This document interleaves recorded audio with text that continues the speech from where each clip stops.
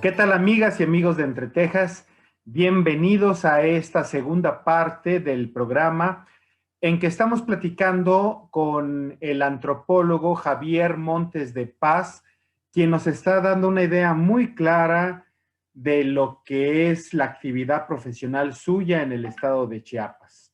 Ahora continuamos con esa charla, vamos a escucharlo y muchísimas gracias por acompañarnos. Javier, síguenos contando, por favor, sobre la antropología física en el estado de Chiapas, de qué nos sirve, cómo se realiza, todo eso que tú sabes y que has desarrollado profesionalmente en los últimos años. Recapitulando el trabajo de quehacer antropológico, también es importante mencionar que entre otros temas, la importancia del hueso humano y sus diversas connotaciones, es decir, el manejo que se le ha dado en diferentes modos de estudio. Y en ese caso tenemos aquí de cómo estudiosos han dado a conocer con respecto a qué se hace con el hueso, a qué se hace con los esqueletos humanos.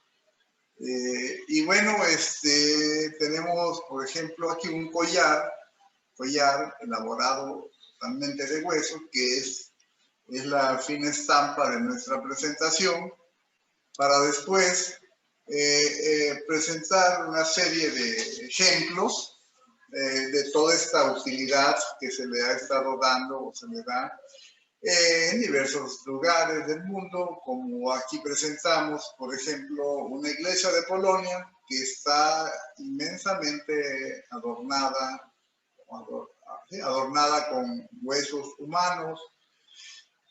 Pues países en donde retoman mucho esta importancia con estos segmentos o estos elementos. También tenemos un monasterio en San Francisco de Asís, en Lima, que también, si vemos, pues está allí una figura hecha a base de huesos humanos o de material óseo humano, como también tenemos otro país que nos representa un osario, esto en República Checa.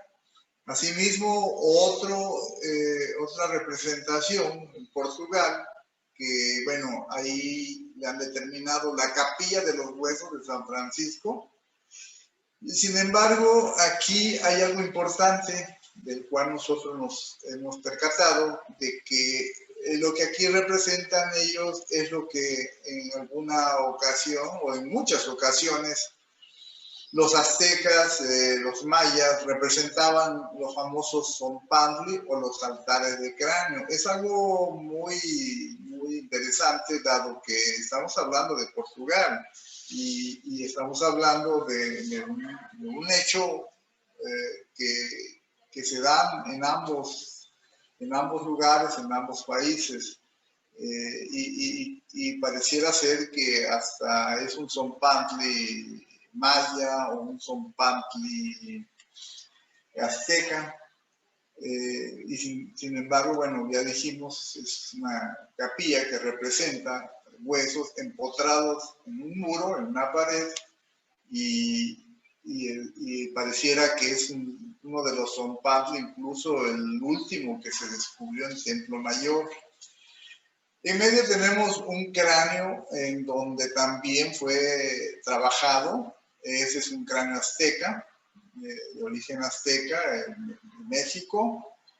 Y por último, bueno, tenemos aquí un templo también de Alemania, que igual está decorado con huesos.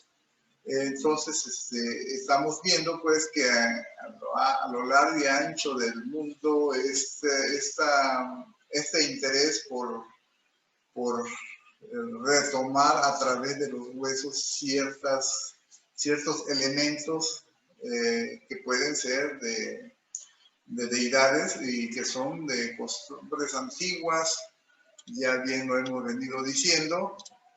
Y bueno, pues dentro de todo esto del hueso, pues también vemos cómo en el manejo de las deformaciones, aquí presentamos una lámina con diversos tipos de deformación craneana intencional y que pues también tiene que ver, ¿no? Tiene que ver cuando ya nosotros o la arqueología se percata de cómo estas cabezas humanas o estos cráneos presentan ciertas deformaciones o representan características asimétricas, pues es cuando nos damos a la tarea de investigar, de estudiar, y a través de ciertos métodos, de ciertas técnicas, nosotros podemos determinar que efectivamente esta asimetría se debe o se debió a que les fue practicada un elemento cultural llamado deformación craneana intencional y que se hacían con ciertos o múltiples aparatos para darles esas diversas formas.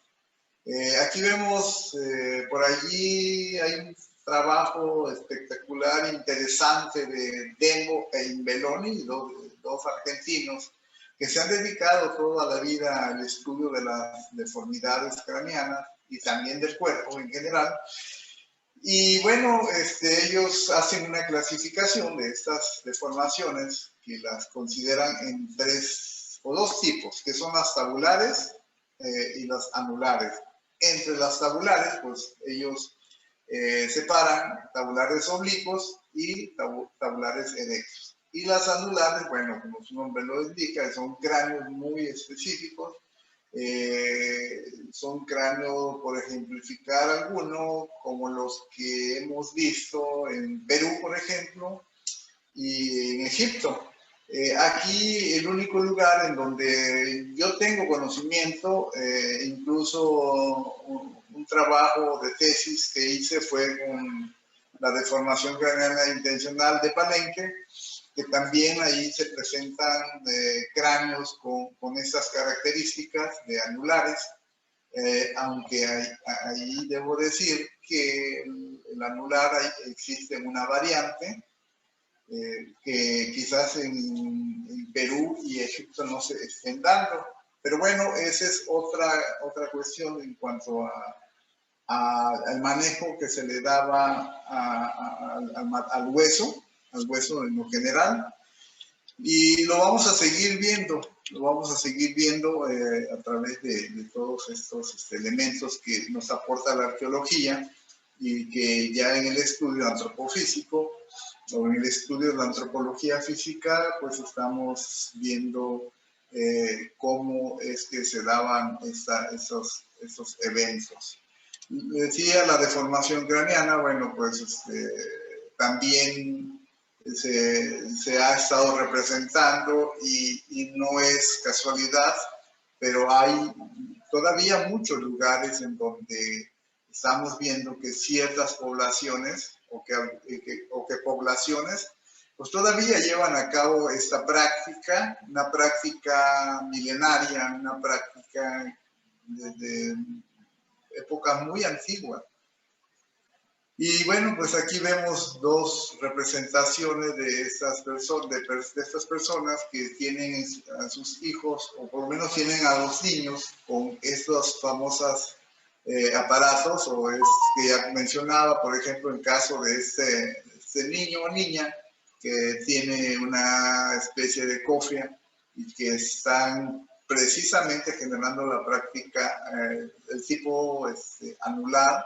Pues aquí tenemos otra representación de una madre con un niño o de una mujer con un niño que también tiene un aparato deformador o deformatorio que probablemente corresponda al tipo tabular erecto por la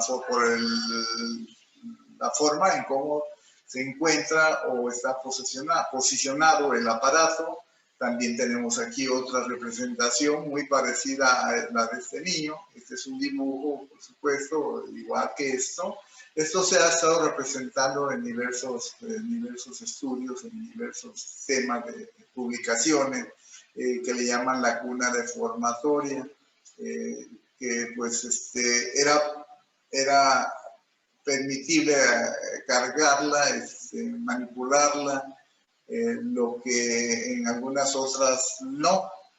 Y entonces, bueno, vamos a estar viendo este manejo del hueso humano y se va a estar dando en diversos eventos. Por eso de ahí la idea de considerarlo como un conjunto de hechos repetidos. Tenemos más casos, por ejemplo, de cómo se daban estas prácticas y cómo ya se representaba en las personas, cómo se veían. Y así sucesivamente podemos seguir hablando de muchos aspectos de deformación craneana intencional que tiene que ver, decía, con esto de los huesos. Otro de los elementos que también nosotros o la antropología física hace o estudia es justamente el limado e incrustaciones dentarias. De igual manera es un tema que nos ha llamado mucho la atención y que por supuesto hemos hecho algunos trabajos. Y bueno, aquí una prueba fehaciente es la de este adolescente que podemos verlo, presenta una alteración en su dentadura y está justamente representando un limado dentario que, si bien es cierto, representa a un elemento que tiene que ver con la diversidad animal. Y bueno, ese caso, o son varios casos ya reportados y justamente es en África. Y aquí tenemos este material interesante que lo hemos considerado muy resaltante porque hay casos que ni siquiera en todo Mesoamérica se habían reportado, como es el caso de este diente, que es un incisivo central superior, corresponde a un individuo de Bonampak y que nos está representando un nuevo patrón, porque hasta hace 10 años más o menos, yo creo que más de 10 años, no se había tenido un caso como este. Incluso ya hoy en día se encuentra adherida a la tabla de clasificación que hace el maestro Javier Romero. Y bueno, pues es un diente muy significativo para la investigación antropofísica y bueno, para la arqueología y todo lo que tiene que ver con la antropología en general, porque aquí nos está representando un limado dentario y además doble incrustación, una mayor y una otra menor. Y así tenemos material de pirita, tenemos incluso por aquí hay una incrustación que, aunque ya está muy erosionado, pero aún podemos ver la coloración turquesa, lo que para nosotros significa que esta incrustación es turquesa. Otro de los temas que pareciera aislado del trabajo antropofísico es un aspecto sobre violencia antigua, moderna y actual. Nosotros hemos, dentro de la antropología criminal, tocando un tanto el tema de la criminalística, pero más bien enfocado a la antropología criminal, podemos ver diferentes aspectos de este tema. Y bueno, la antropología criminal, que es una de las ramas que estudia la antropología física o la antropología general, en específico la antropología física, y quizás digan, bueno, pues ¿qué tiene que ver con el quehacer antropofísico? Nosotros antropólogos, pues como antropólogos físicos, como bien se ha explicado, no solamente estudiamos huesos, sino que estudiamos también el comportamiento.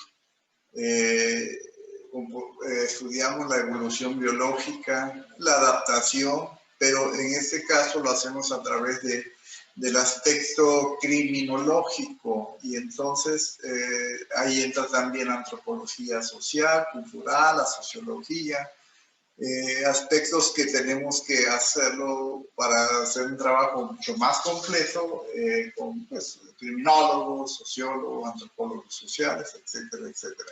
Pero para eso, bueno, nosotros así de manera muy general tenemos aquí, desprendiendo la antropología criminal, sus antecedentes, pues tenemos aquí el caso de César Lombroso, que es uno de los primeros criminólogos que retoma este caso. Y él hace una clasificación de los delincuentes. ¿Por qué hablo de los delincuentes? Porque pues vamos a ver ahorita cuáles las consecuencias de hablar sobre la cuestión del delincuente en general.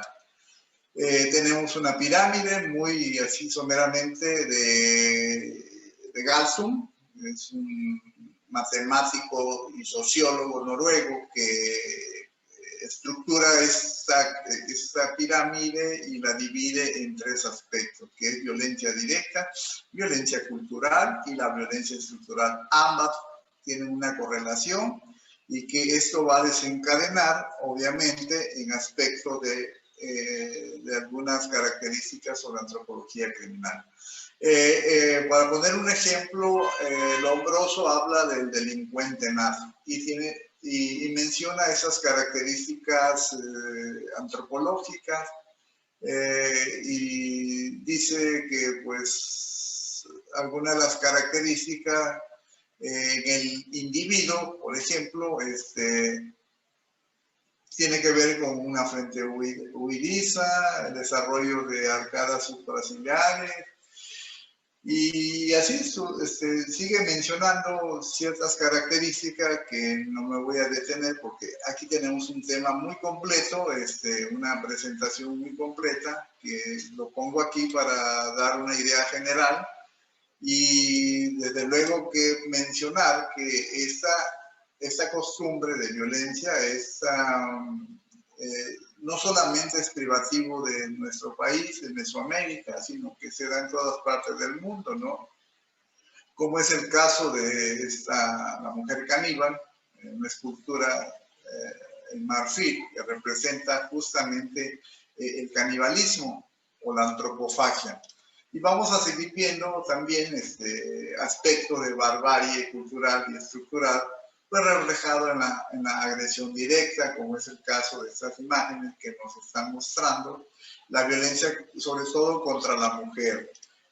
Otro de los aspectos es las decapitaciones, que mucho nos interesa a nosotros los antropólogos físicos, que estamos inmersos en el estudio de los huesos, de la osteología, porque si bien es cierto, el que nos representen esas cabezas, para nosotros hay un indicativo para poder discernir o describir qué es lo que realmente pasó en esas decapitaciones, porque si bien es cierto, ciertas características de esta violencia, porque al final de cuentas se transcribe en una violencia, el hecho de que sean decapitados. Tenemos otra escena que muestra acto de violencia en razón de la lucha por el poder. Recordemos, este es un mural de las pinturas de Bonampak, del cuarto, me parece que el cuarto 2, en donde se representa un acto de sometimiento a estas personas, y peor aún ver una cabeza rodante en una de las escalinatas. Esto es muy interesante porque ahorita vamos a tratar de darle una explicación. Conjunto de hechos repetidos, ya lo mencionaba, nosotros estamos percatándonos de que desde la época muy antigua existe una costumbre que se viene dando en cada uno de las etapas cronológicas, como es el caso de la época prehispánica, la colonial y la actual. De ahí por eso el título de la plática es violencia antigua, colonial y actual, considerándolo desde el aspecto de la antropología criminológica o criminal. Y bueno, tenemos 3 imágenes aquí, o sea, 4 imágenes, comparativas en donde estamos viendo el caso de este arqueólogo, de esta persona que está excavando, está en el proceso de limpieza de una escultura mutilada, pero estamos viendo un caso en la época, en tiempo real, o sea, en época moderna o actual, en donde también aquí hay una persona que está decapitada. ¿Por qué están decapitadas? Es un caso que tenemos que estar viéndolo a través de las fuentes, como es este caso. Aquí también tenemos una representación de un códice, en donde también vemos otra imagen actual de un descuartizamiento de personas, de humanos. Y entonces vamos a ver también otra en donde un preso de Palenque, o sea, un personaje que es apresado en Palenque, lo llevan atornillado, lo trataran atornillado, posteriormente fue decapitado. Y entonces en esta pintura estamos nuevamente viendo esta cabeza rodante que probablemente sea un efecto de esta escultura que estamos viendo decapitada. Y así vamos a ver un Zompantli, un altar de cráneos, ya lo mencionamos hace un momento, en donde actualmente vemos una imagen actual donde la delincuencia organizada pues decapita y los pone de manera ordenada. Yo no sé si es porque representan, ellos saben que existieron estas representaciones prehispánicas, o porque, como lo decíamos, en la pirámide estructural, la pirámide, perdón, de la violencia, en donde el aspecto puede ser estructural, puede ser cultural o puede ser directo. ¿A qué nos referimos cuando hablamos de una cultura, de una costumbre estructural, de un hecho cultural o de un hecho estructural? Bueno, probablemente, no necesariamente personas que llevaron a cabo este acto ilícito, tengan conocimiento, decía, de estos altares, o simplemente lo hacen porque así lo hicieron sus padres, sus familiares, o porque simplemente ellos tienen un gen, porque cuando hablamos de estructural puede que tenga que ver con el aspecto genético, y así sucesivamente vamos a ir viendo cada caso, donde lo único que estamos ahorita es haciendo ese comparativo para posteriormente considerarlo si es un caso relevante o irrelevante, que aunque para mí es relevante. Otro caso de decapitación, una lucha por el poder, y sigo ejemplificando esta pintura de Bonampak, en donde hay una cabeza. Entonces estamos nosotros siempre ligando esta relación de la actualidad con lo antiguo, con la época prehispánica. Y así, pero bueno, ¿y qué nos dicen los huesos después de los hallazgos? Es decir, después de que vimos toda esta serie de elementos de carácter violento o de características violentas, nos preguntábamos, bueno, hacemos más bien esta interrogante de qué pasa, y entonces empezamos a ver en el material, en los cráneos, en este caso en los cráneos, empezamos a ver cómo hay destrucciones, traumatismo, perdón, en este caso de tabique nasal, que probablemente por enfrentamiento. Son cráneos prehispánicos mayas que pertenecieron a grupos guerreros. Si vemos cómo están los tabiques nasal, totalmente destruidos, con fracturas muy por encima de un simple accidente. Entonces son elementos que a nosotros nos dan pausa para pensar que son traumatismos por instrumentos contundentes o armas contundentes.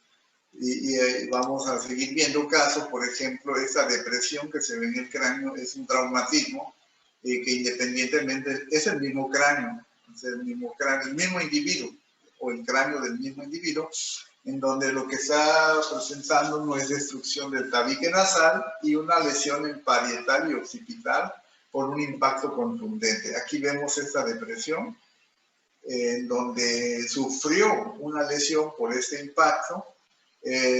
Afortunadamente, pues esta lesión fue regenerada y vivió mucho tiempo con esa lesión o esa fractura. Otro de los casos con los que nos hemos encontrado son estas famosas formaciones de jivas, y esto no se da por casualidad, sino más bien se dan por golpes o instrumentos contundentes y que se van creando estas famosas jivas, no más aún desarrolladas como esta, que pues de cierta manera nosotros tenemos ya identificado que son golpes contundentes y que tienen que ver con personas que se dedicaron o estaban a la orden de una misión o de un mandato para luchar, para pelear. Y cuando hablamos de violencia, pues la lucha, la pelea, pues no es nada grato, más bien se enfoca a estos aspectos en donde el ser humano tiene tenemos como seres humanos esos factores que contribuyen para que seamos personas con reacciones ante tales acciones. Por aquí tenemos un caso de un cráneo en donde hay un orificio de entrada y un orificio de salida. Eso se maneja desde luego en la cuestión legal. Nosotros, pues aquí, bueno, se maneja porque se dice cuando existe un instrumento o un arma de fuego que dispara un proyectil y entonces se introduce, provoca un orificio de entrada y dependiendo del calibre del arma también genera un orificio de salida. Es el caso de este cráneo, de este individuo, que desde luego que es de la época antigua y no podemos pensar en que fue un arma de fuego, un proyectil emitida por el arma de fuego, pero sí podemos considerar que se puede trazar o se pudo trazar de una flecha con puntas probablemente de pedernal o de sílex. Y bueno, es otro aspecto que mostramos aquí, porque pues es una perforación, es un orificio que fue generado provocado justamente por una flecha. Más casos de esto, pues tenemos un osteosarcoma provocado por un golpe contundente, además de una severa fractura de tabique nasal. También estos dos elementos son más bien estos dos cráneos, o estas dos imágenes representan al mismo cráneo, al mismo individuo. Entonces aquí ya tenemos la formación de un osteosarcoma, o sea, como que en el golpe contundente no le fue muy bien, no logró regenerarse, sin embargo, la herida, el impacto causó una infección, provocó una infección severa y generó un osteosarcoma, un cáncer en hueso. También tenemos un cráneo con lesión suprainiana provocada por el aparato deformatorio, que no deja de ser un aspecto de violencia, y huellas de golpe. Si nos damos cuenta, todas estas depresiones que presenta el cráneo, estas hendiduras, pues son parte de un instrumento que los golpeó y generó todas estas lesiones. También dentro de la antropología física, o como antropólogos físicos, nos compete a nosotros poder identificar aspectos o características tafonómicas. ¿Qué son estas? Estas características tafonómicas son las que, bueno, es parte de la paleontología, O sea, la taxonomía es parte de la paleontología que estudia los procesos de fosilización y la formación de los yacimientos de fósiles, pues disciplina que se ocupa esencialmente de la reconstrucción de hechos o procesos del pasado que condujeron a la formación de un conjunto de restos biológicos asociados. Esos son tres los aspectos. Hablamos de taxonomía paleontológica, taxonomía arqueológica y taxonomía forense. ¿Cuáles son estos casos? Por ejemplo, aquí hay diversas características, cráneos de la cueva de Comalapa, en donde podemos ver diferentes características que el hueso nos está mostrando. Aquí, por ejemplo, un cráneo en donde, digamos, la frente, la parte del frontal, tiene estas huellas que más que otra cosa es provocada por roedores. Lo mismo pasa con este. Aquí pues hay otro aspecto que no es el roedor, sino que es la erosión del tiempo, como este cráneo se manchó, tiene una mancha oscura que fue generada por la filtración de sedimento, porque estaban en una cueva de sedimento, de tierra negra, y entonces fue generando esta mancha a grado tal que los hace ser diferentes con respecto a esta coloración que estamos viendo aquí, que es el color original del hueso, es un cráneo. Y aquí vemos todos estos cráneos con manchas blancas, que es proceso de carbonato de calcio, también es sedimentación. Y así sucesivamente nosotros tenemos que estar muy alerta para poder ir identificando por qué sacamos a colación esa cuestión de la taxonomía, porque hoy en día es muy importante considerarlo dentro de la antropología forense. La antropología forense estudia material óseo humano moderno, que es considerado como legal, y entonces es muy importante que tengamos conocimiento de ellos y podamos estar siempre identificando cada una de esas características, porque nos puede llevar a confusiones si nosotros no sabemos de qué se trata. Tenemos aquí un hueso de Bonampak, es un ilíaco que se ve así carcomido porque fue presa del comején, o de este bicho que luego se... Bueno, aquí buscó al loco, lo encontró y empezó a destruir el hueso. Entonces también son características que nosotros hemos considerado como taxonómicas. Tenemos más casos de alteraciones naturales y artificiales dentro de los aspectos taxonómicos, como son los huesos cremados que fueron expuestos al fuego de cierta forma a gran, ¿cómo se dice? A una temperatura muy alta para poder tener estas características de cocimiento. Tenemos un caso aquí de la parte frontal, donde nos representa este color rojizo, que no es nada menos que el cinabrio, un mineral derivado del mercurio.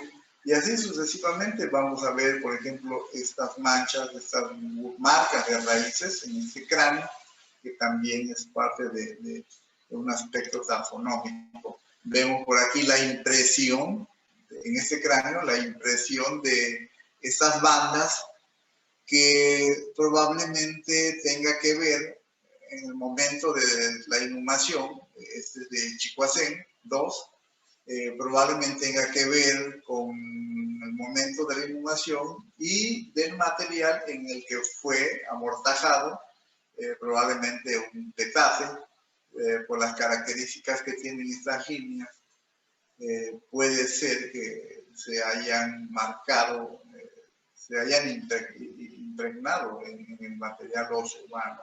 Como también aquí vemos otro cráneo con estas manchas rojas, que no es más que cinabrio.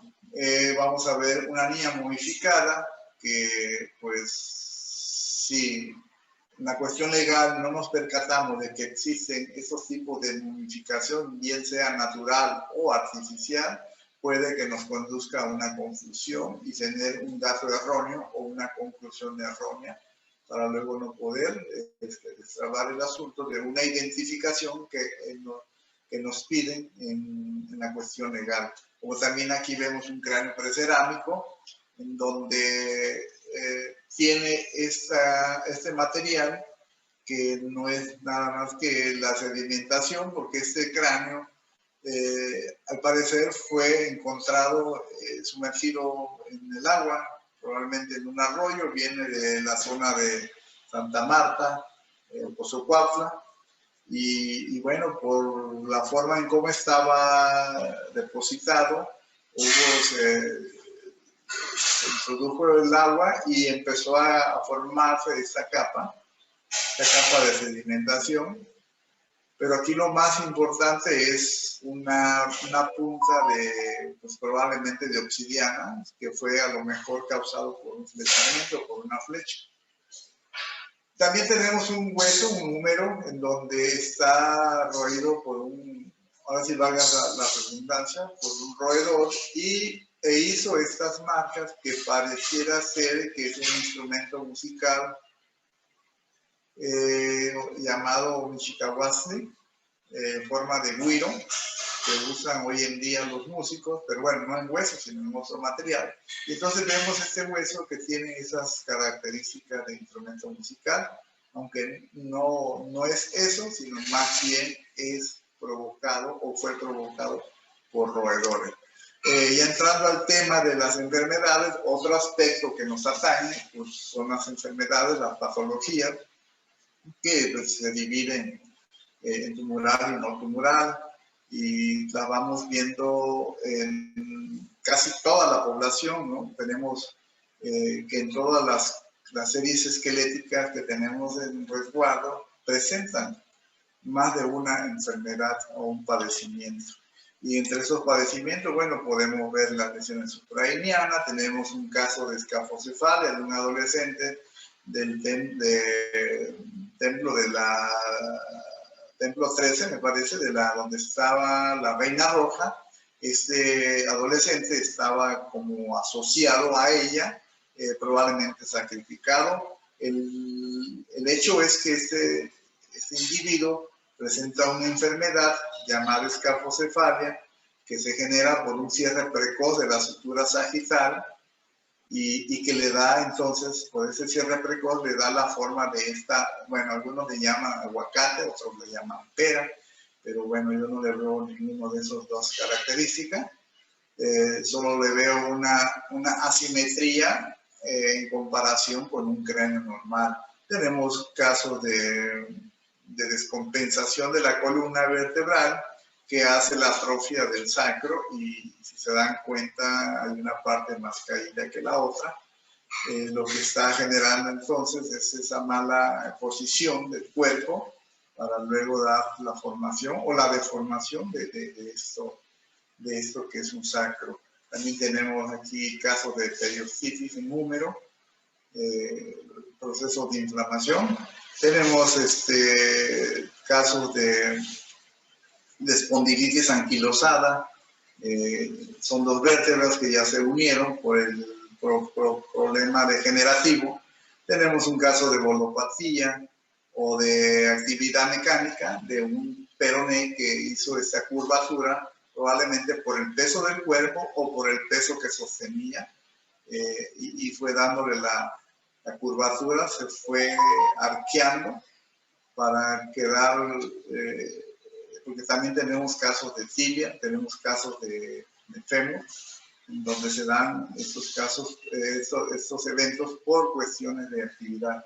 Como aquí tenemos un cúbito con esta espina, que es una espondilitis anquilosada, y así sucesivamente. Son casos que vamos nosotros siempre viendo en nuestro análisis, y que bueno, vamos atendiéndolos, tratándolo de dar a conocer, incluso de dar su publicación. Y tenemos sacro ilíaco fusionado, una persona que seguramente estaba inmóvil porque pues, es una enfermedad que de cierta manera padeció en vida y que fue minando su calidad de vida y que llegó, queremos pensar que fue la causa de muerte, este padecimiento.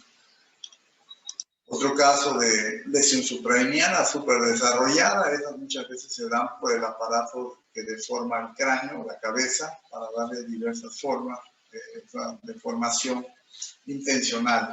Ya hablábamos de los casos de bolopatía y estrafocefalia, padecimientos no descritos. Por último, la miscelánea de la antropología física. Aquí es importante mencionar que este cráneo, pues no es lo que pareciera, es un cráneo, pero no es un cráneo auténtico, no es normal, natural. Es un cráneo, es una réplica de un cráneo de Pampa el Pajón, en Mapastepec, Chiapas, que se encuentra precisamente en el Museo Nacional de Antropología, y que se hizo una réplica, y que esa réplica, bueno, estuvo expuesta muchos años aquí en la sala de arqueología, como una representación del cráneo auténtico que se encuentra en México, y otro cráneo aquí con una máscara elaborada de material de turquesa, pues aquí también hay jade, y lo más sorprendente aquí es encontrar en las cavidades oculares esas esferas de oro. ¿Qué quiero decir con esto? Que esto es una alteración actual, bueno, de alguien actual que hizo y que pues incrustó estas esferas. No es muy común. Como también aquí tenemos una pulsera que se la enganchó en los orificios, en estos orificios nutricionales, se llaman agujeros nutricionales, que eso aparece en todos los seres humanos. Y entonces hay una pulsera que se la ponen aquí, también es algo no muy inusual, no se ve en estos casos. Sin embargo, por la alteración, pues ahí está, ¿no? Ya decía que esto tiene una alteración aquí, la punta de una obsidiana, una navaja de obsidiana o punta de flecha, que también aparece aquí. Y por último, también aquí tenemos que atender los casos de huesos animales, y porque es importante tener conocimiento de su taxonomía, porque luego pueden confundir o confunden. Entonces, hemos colaborado en un proyecto con el arqueólogo Yael, nos ha considerado para poder aportar nuestros conocimientos en cuanto al material óseo humano, y es que pues tenemos que nosotros conocer plenamente qué es un hueso animal y qué es un hueso humano. Entonces, bueno, hemos participado con el proyecto del arqueólogo Yael para apoyarlo y decirle que si es o no es hueso animal o es hueso humano. Eso es en general lo que la antropología física hace, lo que el antropólogo físico lleva a cabo. Y bueno, está inmerso todos estos temas que dimos a conocer, inmerso dentro de un quehacer antropofísico. Ya decía, pareciera que no debería, pero en la realidad sí tenemos mucha participación, y la verdad es que es grato hacer este trabajo. A mí me apasiona mucho el hecho de participar en todos estos aspectos, porque no todo antropólogo físico hace lo que en lo particular yo hago, y lo digo porque pues cierto es que conozco muchos colegas, amigos, que se abocan a ciertos temas muy específicos y dejan no sé por qué razón, pero dejan de hacer la otra parte. No es que no la pueden hacer, sino que se abocan solamente a un tema específico, pero nosotros, dada la necesidad que somos el único antropólogo físico en el estado de Chiapas, y mucho material, pues tenemos que entrarle a todo este trabajo. Así que pues tenemos que estar siempre en el trabajo multidisciplinario. Agradezco mucho a Luis Armando Suárez, quien nos hizo la invitación por explicar un tanto lo que hacemos, este tema, que repito, a mí me apasiona mucho. Estoy muy agradecido con él y su trabajo, todo ese trabajo interesante, importante que hace. Entre Tejas, agradezco mucho, en especial, y ojalá podamos después ir hablando de cada uno de esos temas muy en específico, porque hoy lo hicimos de manera muy general. Pues no, nada que agradecer, nuestro estimado amigo, el antropólogo físico Javier Montes de Paz. Muchísimas gracias a ti por habernos compartido pues lo que es tu labor y la importancia que tiene en la investigación arqueológica, paleontológica y también en el aspecto de la investigación criminalística, ¿no? Así es. Muchísimas gracias, Javier. En verdad es que pues vamos a digerir un poco toda esta información y por supuesto te invitamos pronto a que reanudemos esta conversación. Claro Muchísimas que sí. gracias, en verdad. Así, Luis Armando. Oye, una cosa que no nos dijiste, perdón, es que trabajas para el INA, para la universidad. Bueno, yo trabajo para el Instituto Nacional de Antropología e Historia, pero también hacemos otra labor, la docencia. Trabajo para la Universidad INFA, aquí en Tuxtla Gutiérrez, y colaboro de manera voluntaria en el servicio médico forense, la identificación de individuos que nosotros le llamamos en reducción esquelética, es decir, cuando ya el individuo está o solo ya se presenta en esqueleto. No. Es cuando nosotros entramos en acción y aportamos, participamos, damos consejos, porque es importante el trato humano al individuo, respetuoso. ¿Sí? Eso es lo que hacemos en el servicio médico forense aquí en Tuxtla. Pues mira, muy laudable porque es un trabajo social fundamental y además de manera honoraria. No cabe duda que demuestras la gran pasión que despierta en ti tu actividad profesional. Pues muchas gracias, Javier, qué amable. Nos vemos pronto. Claro que sí. Y gracias a ustedes que nos acompañaron en este programa de Entre Tejas TV. Nos vemos a la próxima. Cuídense mucho, que estén bien.